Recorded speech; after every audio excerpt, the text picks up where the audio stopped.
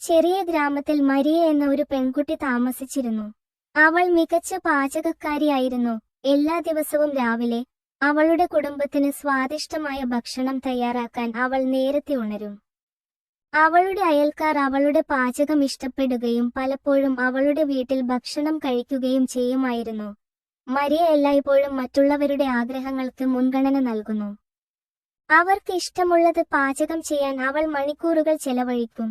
എന്നിരുന്നാലും തിരക്കേറിയ ജീവിതത്തിനിടയിലും മരിയയ്ക്ക് ശൂന്യത അനുഭവപ്പെട്ടു.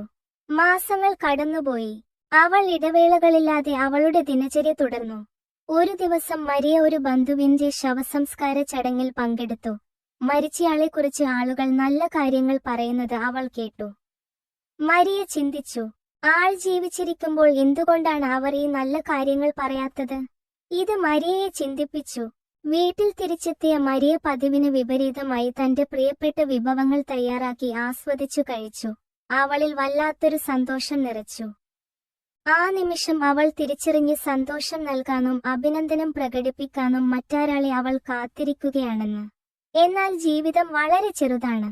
അവൾക്ക് സ്വയം ചെയ്യാൻ കഴിയുന്നത് മറ്റുള്ളവർക്കായി കാത്തിരിക്കാതിരിക്കുക. അത് അർത്ഥശൂന്യമാണ്. അവൾ മറ്റുള്ളവർക്ക് നൽകുന്ന സ്നേഹവും ശ്രദ്ധയും പരിഗണനയും സ്വയം നൽകേണ്ടതുണ്ടെന്ന് അവൾ മനസ്സിലാക്കി.